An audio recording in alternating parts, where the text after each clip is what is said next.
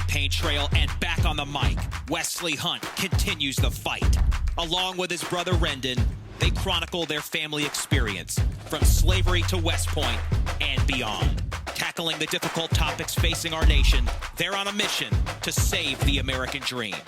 Buckle up and welcome aboard. You're in the hunt. I'm Wesley Hunt. I'm Rendon Hunt. And you're in the hunt. Did you see Antonio Brown this past week? Thought I hit you without the top rope.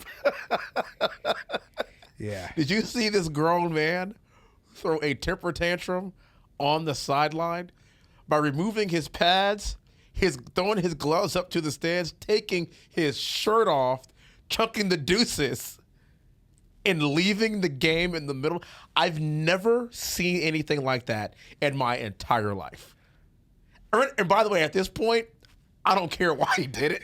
I don't care. Who are you, macho man, coming off the top I don't care. rope? I don't care why he did it. I don't care. Hey, he got asked to leave. My ankle hurt. He got to say, I don't care, okay? This dude took his clothes off, whipped it around his head like a helicopter, and walked off the field. All right, let's back up for a second. What? Happy New Year to our listener. This is our first show of the year. You're going straight for the jugular. Did you see that? I did, and I was watching the game live. Yeah. It was crazy. That was crazy. Okay? Like, literally crazy. And there's a couple of different angles that I think about this in terms of the way that you approach it. One of them, Matt Topolsky had brought up to me that I love. First and foremost, let's step back and think about the people who have interacted with and coached Antonio Brown. Mike Tomlin deserves a Nobel Peace Prize for putting up with Antonio Brown for 9 years. Yeah. Okay? Because clearly the guy is not wrapped too tight. So that's one thing that I think about. And even it makes you think about Tom Brady in a different light, especially the way that he responded to everything that happened. He responded in a way that I felt was very empathetic, graceful to his now former teammate. But then there's this other piece of this where we are still in the woke cinematic universe, okay? Just because there's multiple woke Spider-Men and women doesn't mean that we've somehow Doctor Stranged our way out of the woke cinematic universe. I always wanted to kind of do that. See what I did there? Yeah, I did. See what I did there? Yeah. So what we're seeing right now, and kudos to people that are saying this. It's this whole idea of all the advocates for mental health, right? Where are you now? Okay? All you woke advocates for mental health, you have a black man who is in a stadium taking his shirt off. Clearly this guy has had issues for a very long time. Okay? But where are all those people that want to advocate for mental health? Where are you right now? Wesley, it's the same thing when we talk about gun rights all the time, right? Things happen, you're like, well, where are all the gun rights activists every time there's a shooting in Compton, California, or the south side of Chicago? Yeah. Where are those people? So I put myself in a position of, I get it. There's something going on there. I put myself in the position of, Rendon, I guess I'm simple. You get up every day to play a sport. Now, I don't care how much mental illness you have or what's going on. You get up every day to play a sport for a few months of the year, and then you have the off season, and you get paid a premium to catch a football and run with it every day. You get paid millions of dollars to catch a football and run with it every day. Right. Do you know what people would give to get paid millions of dollars to catch a football and run with it? And when you're one of the best people to do it, really ever. Yeah, he's one of the best ever to do it. And you have that much talent. And you have one job and one job only. We're going to skate to one song and one song only. and you become so entitled that it becomes acceptable in your mind to forego an additional $1 million when you have 2 games to make 8 more catches, 1 more touchdown catch, and 55 more yards. And you get so irate and so incensed and so entitled that you believe that I'm going to go out in such a blaze of glory with my middle finger in the air to the world because you think that's an appropriate response for somebody who gets paid millions of dollars to catch a football and run with it. Here's what's happening. What's happening? And here's also a thing. And I do want to say this. You and I have talked about generational gaps here for quite some time now. This is beyond mental health, in my opinion. This is a culture issue. As crazy as T.O. was, and he was probably one of the more bombastic and craziest of the bunch, or even in Randy Moss and some of his crazy rants and tirades, and we've seen Sharpies and we've seen him mooning the crowd after he scored a touchdown in Green Bay. I mean, we've seen some really interesting celebrations. It's a nice way to put it. For some of these individuals, okay? At no time in that era, 10, 20 years ago, would somebody flamboyantly quit in that fashion. Yeah. Well, and there's one thing that I certainly want to delineate here, Wesley. And this is something that when you talk about the cultural gap, I think it's important for us to see. Okay. Mental illness cannot be the scapegoat for everything that somebody does. Why I said that. It can't be, Rendon. Okay? It can't be for everything. And please don't, once again, please don't hear what I'm not saying. I'm not saying that this is not an individual that has severe mental health issues. That's not what I'm saying. What I am saying is that from the standpoint of our culture and how we address people and how we address situations, there still is a right and wrong way to do things. Mm-hmm. There still is a level of accountability that grown people have to have for the actions that they take. And we live in a culture where it's really difficult because I'm trying to figure out how to raise my kids in this culture. Mm-hmm. Because it's this idea that whatever I do, even if it's wrong, I have a cop-out that I can't deal with this emotionally. So if I decided that I can't deal with something emotionally, then anything that I do at all times is explainable to me, and everybody else should understand that that's the way that it's going to be. But that's not the way that life works. Yeah. And you look at somebody like Antonio Brown, it's really interesting because on some level, there is a high degree of conformity that comes along with playing organized sports. Yeah. Everybody wears the same uniform, don't they? Now we're talking. Right? Now we're talking. Yes. Everybody's wearing the same type of shoes, right? Mm-hmm. Everybody's wearing the same type of helmet, right? There's a level of conformity that comes with this. There's also a level of conformity with the idea that we all are doing this together to win, mm-hmm. Okay? Now, as nutty as Dennis Rodman was, you can delineate the times in Dennis Rodman's career where he helped his team win and the times in Dennis Rodman's career where he was hurting his team. Yes. You can easily see it. Yes. You can see that transition from the Detroit Pistons to the Spurs where he was hurting them. Yeah. You can see that transition to the Bulls where he was helping them, to the Lakers where he was hurting them. You can easily see those transitions in his career. So it's not a condemnation of the fact that he has mental health issues. Either he's on board or he isn't. Yes. Either he is part of the team in the effort to move forward to do things better, or he isn't. When he wasn't a part of the team, like when he was in San Antonio, and also played for the first 10 games for the LA Lakers, if you recall, with Kobe and Shaq, he was a detriment. Yeah. And he was gone. Yeah. Yeah. And we know Dennis Rodman has mental illness issues. Yes. Do you want to contribute or not? And I don't know what happened. I don't know what I've heard multiple details and this, that, and the third. I just can't believe that you can't just frustratedly sit down on the sideline and wait till halftime. Yeah. It's hard. Like- It's hard for you to grasp. So, But I'm having a hard time. Having a hard time. let me bring up another point that I think is very interesting here. I think we have to be very careful as a culture for putting a ceiling on people that have mental health issues. Yeah. Right? It's this whole idea that, well, because this person has mental health issues, I can't expect them to do anything right.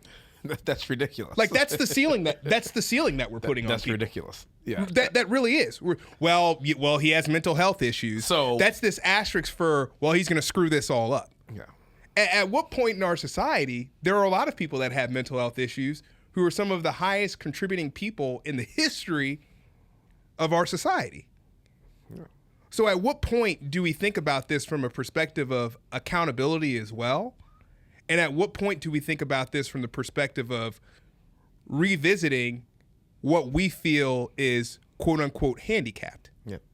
People would say that about people like us. Oh, the color of your skin, you're limited in what you can do. That's not true. Be careful. careful. Be careful about how you limit the capabilities of people.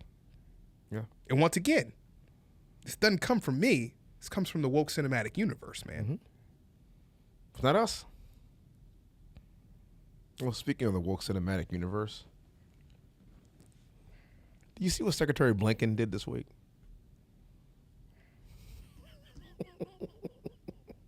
Yeah. In the midst of a really difficult time for us with what's going on in China and Taiwan, our haphazardly done withdrawal from Afghanistan to now Russia to now allowing Iran a pathway to have a nuclear weapon to now China looking to build a military base on the Atlantic coast of Africa, et cetera, et cetera, et cetera, et cetera. Our secretary decides to put out on Twitter his Spotify playlist.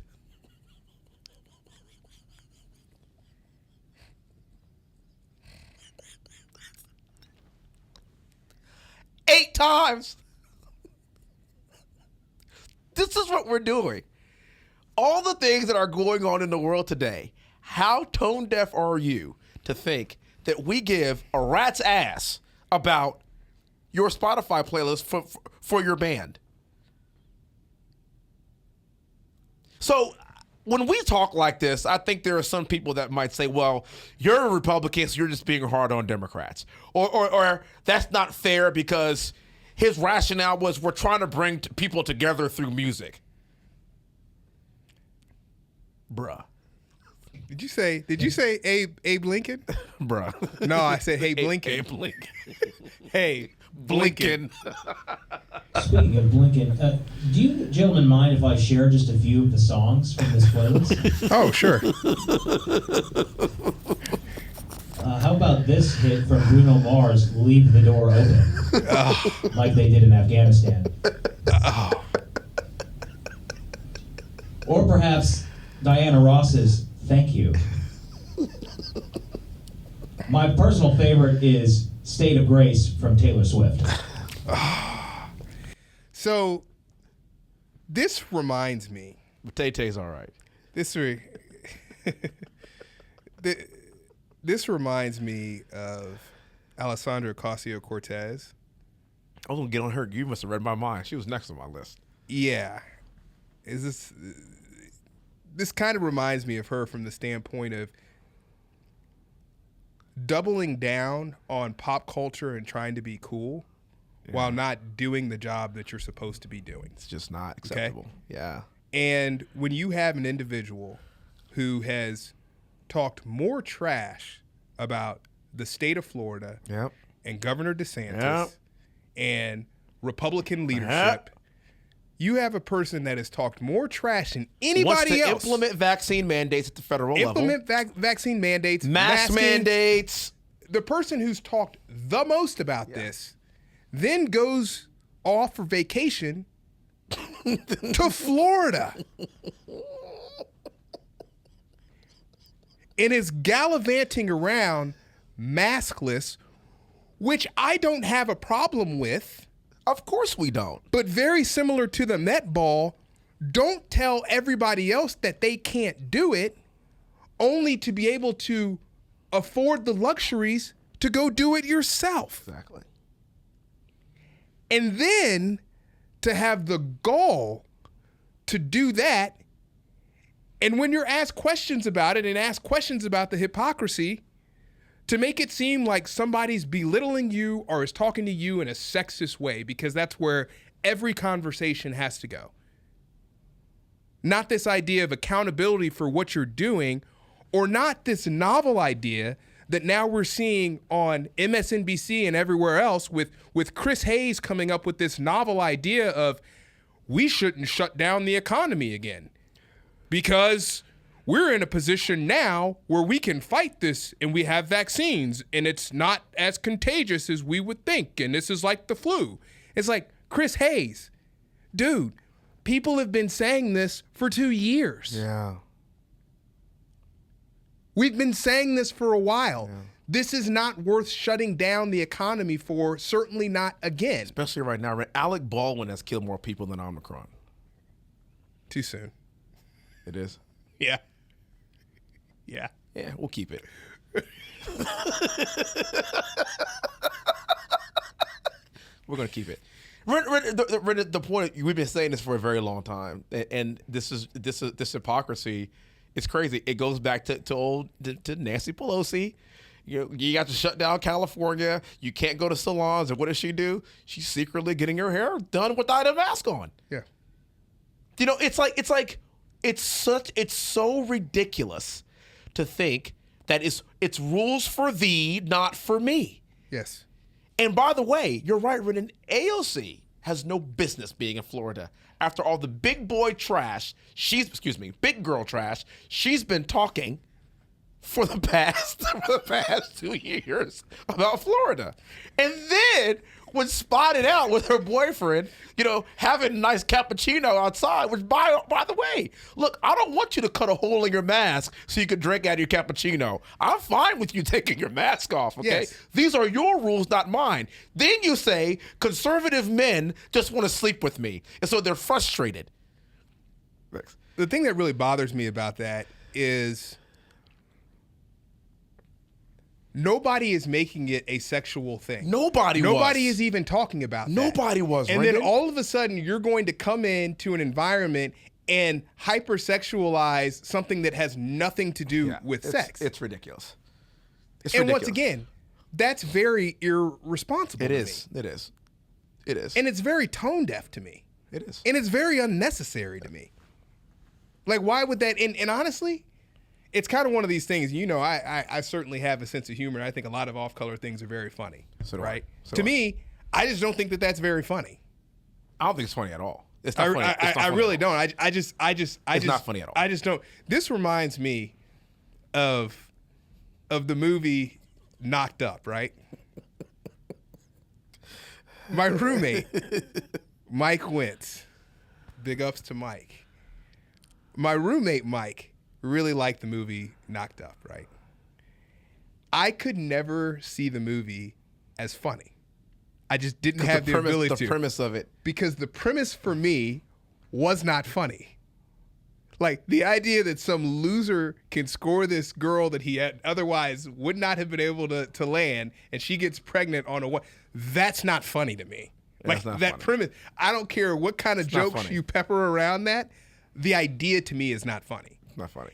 And that's kind of how I feel about this idea of we're asking you about masks and being out and about, and then the first thing you jump to is that people are sexually frustrated and want to sleep. That just, to me, it's just not funny. It's just not funny. I don't appreciate it. It's not funny. I really don't. It's not funny. And granted, like I know people are peppering me. There's a lot of things that I find funny that others wouldn't. I get that. But to me, I didn't really appreciate it. It's not funny. It's dismissive, and it's throwing out a distraction to make you focus on anything other than the fact that you were talking trash about Florida the entire time, and then you go there and you vacation there. That's not right. Yeah. That's not right. And then as a congressperson, like I intend on being here in the not so distant future, you're supposed to be with your people. You're supposed to be suffering with your people.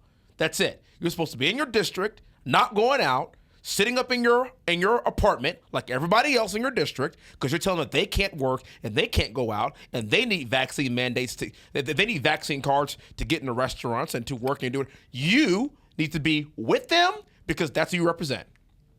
And if you don't like it, then come on, move down to Florida. Come on, move down to Texas. And then you can go do whatever you want. But you're not doing that. You're visiting the areas that you are talking trash about. Yeah. Yeah. Nah, man. The areas that you're talking trash about that are implementing policies that make it possible for you to visit there and have a good time. Oh, whoa. Right. Whoa. Which are the opposite policies that you want to implement in your own state. So you want to take advantage of that man. on behalf of other people. Oh, man. But once again, like that's okay for you, but the others who perhaps don't have the funds or don't have the access to get down there, it's not okay for them. Yeah. So they have to deal with the policies that you promote, but you don't have to deal with the policies that you promote. Yeah. It's pretty selfish, man. It's ridiculous. It's pretty selfish. It's ridiculous. And even as we're thinking now about what's happening with COVID has been, fascinating in a lot of different ways, okay? I think that one thing that we need to at some point embrace is, and you and I have talked about this a million times, we're all going to get this. Yes. Okay? Yes. We're all going to get this. Like it is making a transition to a cold and flu type of season. Yeah. That's what's happening. Yes. If there were ever a time in the last 2 years that I would want to get COVID, It's right now. this is the time. Do you remember, like, growing up, we used to have chicken pox parties? Yes. What happened to days where men were men and women were women? What happened to the days of the fearless American? Chicken pox parties. Oh, you got remember that? chicken pox? I'm sending them over right now. He hadn't had it yet. I'm sending them over right now. He ate off that spoon and drank off that. Sign me up. Remember those days? Yeah. Chicken pox parties.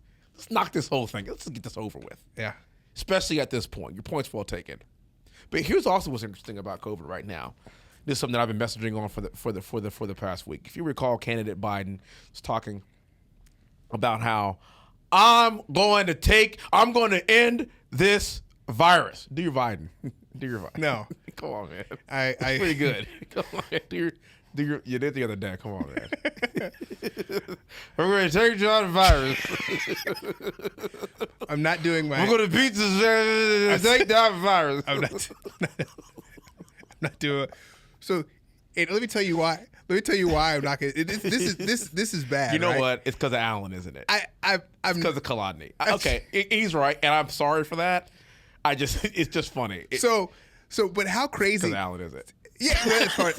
How crazy is this? And I don't know whether to laugh or cry at this. Okay. How crazy is it that I have a good Biden impersonation? Okay, there's a couple of impersonations that I do really well. Yeah. Joe Biden is one of them. Yeah. Elmo is one of them. You have a good Indian accent. I have a good Indian accent. Like there's a couple of impersonations I do very well. Joe Biden's one of them. How bad is it that I can't impersonate the President of the United States because I'm afraid that people will say that I'm making fun of old people? That sucks.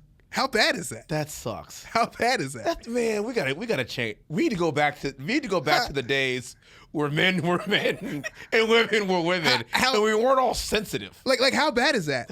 I'm afraid. And here's the thing. It's this whole idea, and this is gonna sound terrible, but I'm gonna say it anyway. We've gone down this road.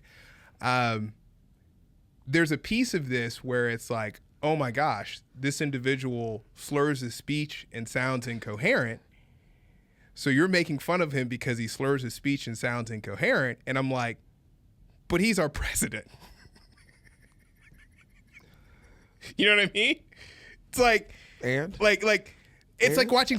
I'm a biggest fan of Saturday Night Live. Like the reason why you slur your speech and sound incoherent when you do an impersonation of Joe Biden is because Joe Biden slurs his speech and sounds incoherent. That's why it's funny, right? Yeah. And that's what's so crazy, man. Like I don't feel comfortable doing a Joe Biden impersonation. Well, I'm glad I got to witness it because it's pretty good. It's pretty good, man. Impersonation. It's pretty good. But Joe Biden was literally talking a year ago as candidate Biden about how he was going to shut down the virus, and there were 200,000 deaths, and that with 200,000 deaths due to COVID, that President Trump was no longer fit to be the president of the United States of America. To be fair, if you would have asked me to impersonate Joe Biden as a candidate, the impersonation would have been very different from my impersonation of Joe Biden now. And maybe that's my issue with it, right? Like that's how much atrophy I feel has happened. If I could do it, I'll definitely try to do it. If I could do it. It's almost like a jangalang. Like jangalang. Because I'll give you an example. But let me finish. So to date, last year, it's been 400,000 deaths due to COVID. Yeah. You didn't shut down the virus. No. Well, you didn't shut down the virus because it's not possible. Red, that's my point. Then why would you say in the first place? So you're holding people. You know what it's like. That's my point, right? You know what it's like? It's like people. You can't shut down a virus. It's like people who are still walking around with cotton masks, fabric masks for an airborne disease. And we know it doesn't work. Randon. If it ain't M95, it's not working, guys. But Wesley, it's like that meme that I sent you at the Texas or at the college football game. Yes, where they had the band and all of the band had on masks and they had the mouths cut out of the masks. And the meme said, "This is the dumbest time in the history of man." Like literally you have a tuba and a trombone player that are sitting there having a conversation and they're holding their instruments up and there's a mask that covers their nose and their mouth is just wide open. What school was this? I want to say, I don't want to misquote it. I'm not sure which school it was. It wasn't A&M, was it? A&M didn't play in their bowl game, remember? But that picture. I don't think it was A&M. It was a maroon color. So it could have been Alabama, could have been Mississippi State. Okay. Could have been Washington State. Continue. Yeah, could have been a number of maroon colors. But it's this whole idea, once again, that we're not even thinking about this in a pragmatic or logical way.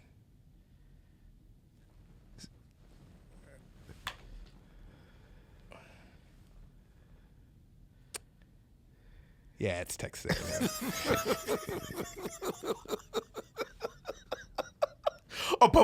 Bingo!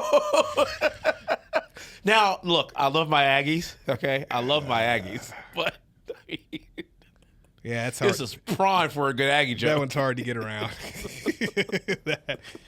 that one's hard to get around. Yeah. Yeah. I was hoping it was another one of those maroon schools. I was hoping it was too, actually.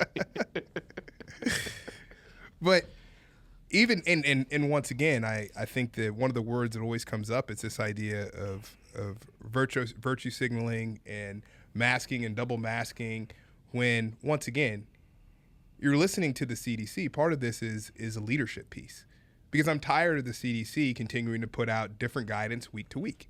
Fauci comes on today and is like, yeah, hey, the guidance is 5 days now. After you have symptoms, you don't need to get tested. Go. He got so much blowback from that they're going to change the guidance. Not because anything has changed. Yeah. And not because the science is different, but because there's a piece of people that wants to live in this contentious place. Yeah. They desire it. And I always wonder, what is it about the human condition that causes us to want to be there? Yeah. Like, what is it, man? Because even where we are right now, Wesley, I'll never forget about a year ago when the vaccines got big, right? The whole thing was once you have a vaccine, you can continue on with your normal life. Do you remember when that happened? Do you remember that? Yes. Once you have a vaccine, and this was before the Delta variant, okay? This was like OG COVID. Okay? Okay? Right. This was OG COVID, the worst in terms of mortality rates and things of that sort. And oh, by the way, back then, we didn't know anything about it. Far more virulent. We didn't know anything. Far more virulent. We didn't know anything about it. Than this current strain. And they said, hey man, when you get that vaccine, you can act like the world is normal again. Like you can go about your normal life, okay? Then fast forward, now people have gotten vaccines, booster shots.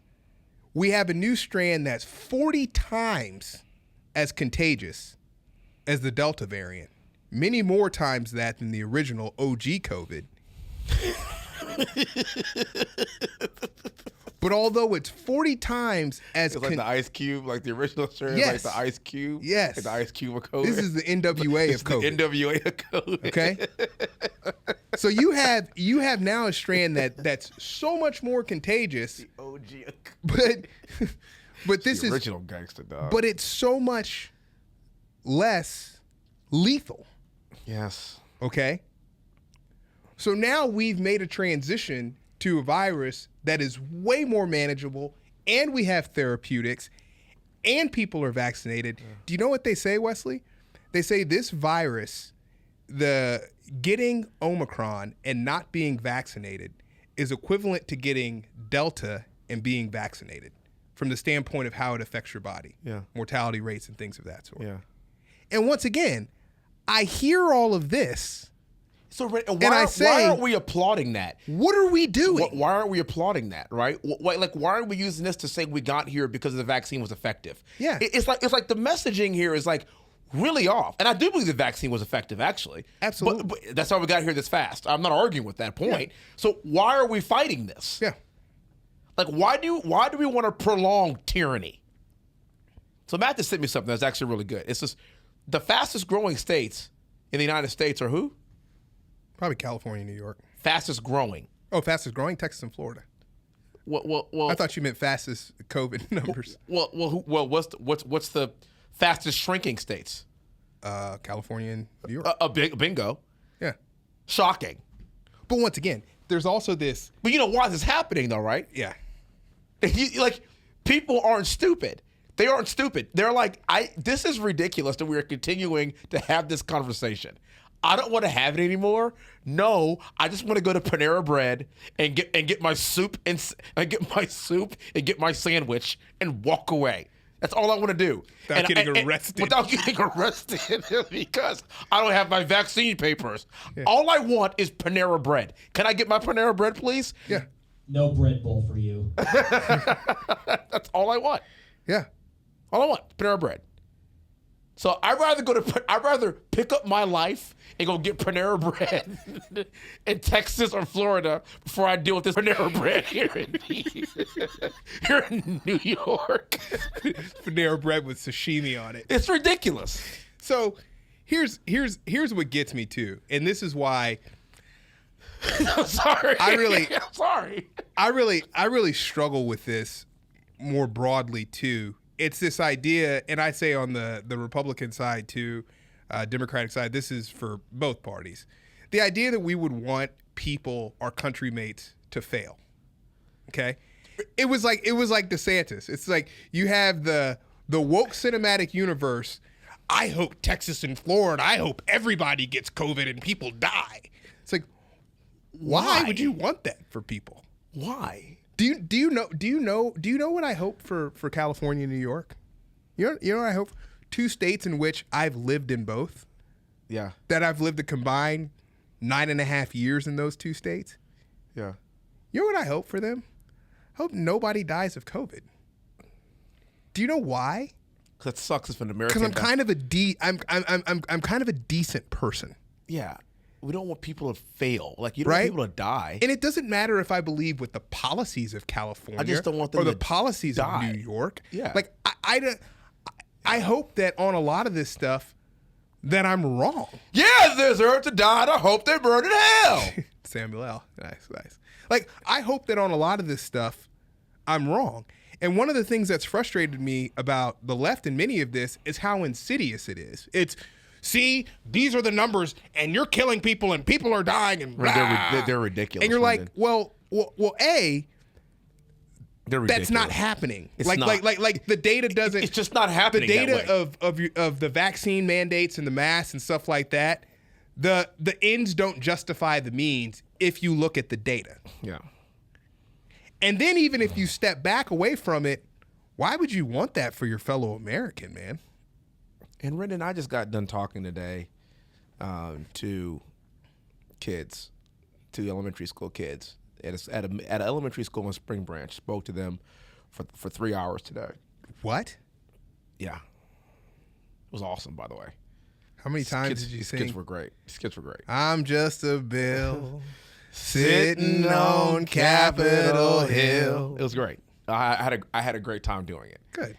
And some of the kids had on masks. I think masks are optional. Some had on masks. Some didn't. Some teachers did. Some did. It's whatever. It's optional. Okay, it's fine. I get it. And once again, I'm a freedom guy, so that doesn't bother me. It doesn't bother me. It doesn't bother me. But the Enneagram Type 1 of me bothers me because I'm like, this doesn't make sense. You do realize that this is silly. That these cloth masks. But okay, Rendon, look. Yeah. Okay. But I've programmed myself to get out of that. Do you know what I realized that I didn't? What was the saddest part about it is like I was doing like a lot of Q&A and ended up actually I was going to set up this little workshop to do, and these kids started asking me so many questions. We never even got to it. Wow. And what was hard was like a lot of times I couldn't see people's mouths move. Yeah, you couldn't read their facial expressions. And I couldn't see their expressions. And I'm like, so as an adult, as a grown man, that doesn't matter to me. You're 40. You're a man. I am a grown man. I'm 40. You're I'm 40. a man. I'm 40. I'm 40.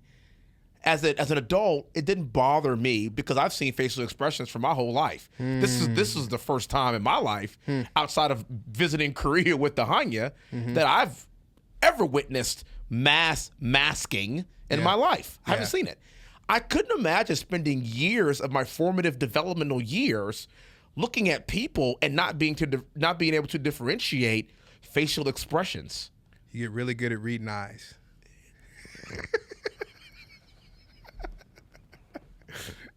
Yeah, never mind.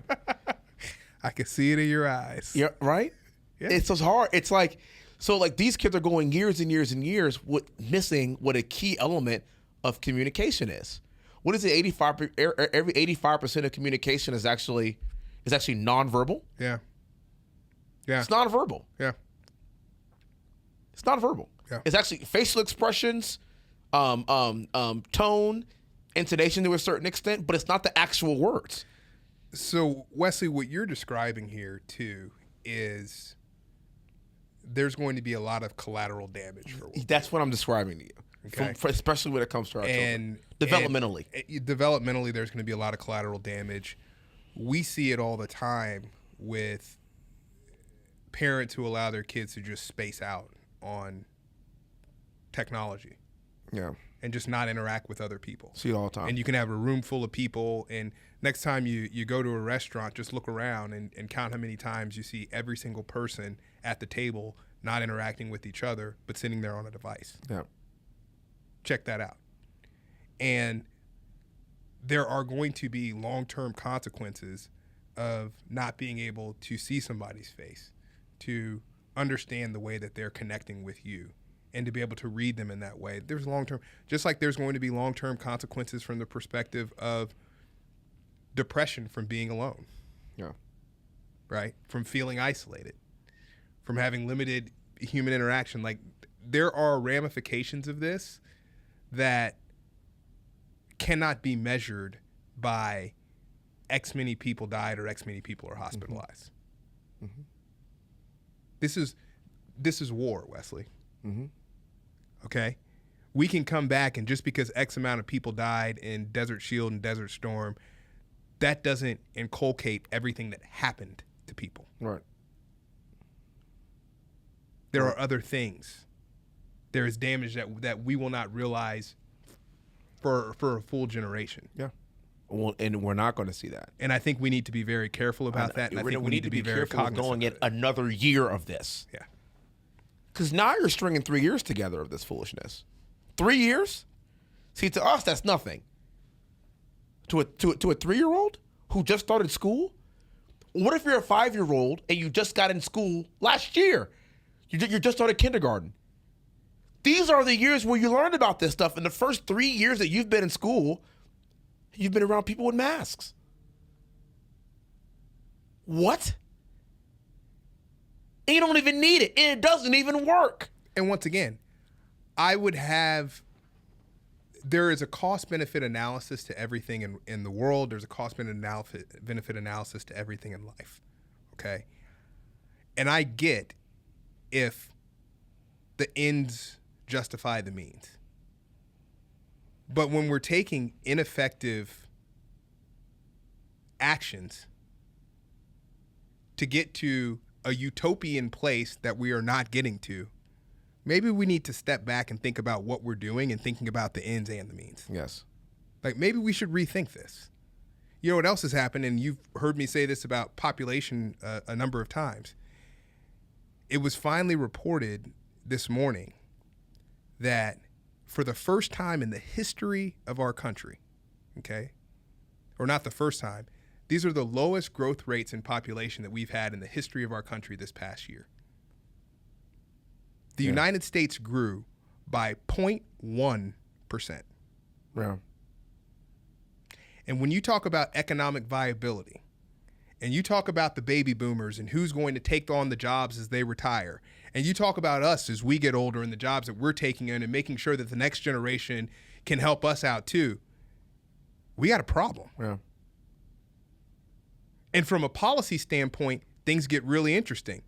China saw that too with their one-child policy. Right. Do you know what China's doing right now? Yeah. China has shut down all abortion clinics. China is giving fertility treatment to people for free. Yes. They're begging people to have kids there because they recognize that this is a problem moving forward. Yeah. The one-child policy. From an economic viability standpoint, these are things that we need to pay attention to. There's a lot that's happening around right now that means that we don't need to be posting playlists. That means we need to be thinking about some solutions. Wow. Yeah. And very seriously. Yeah. Well, Rendon, primary election is in 6 weeks. Early vote is in 6 weeks. Really exciting times. And hopefully we could be a part of the solution moving forward, not a part of the problem. Take us out.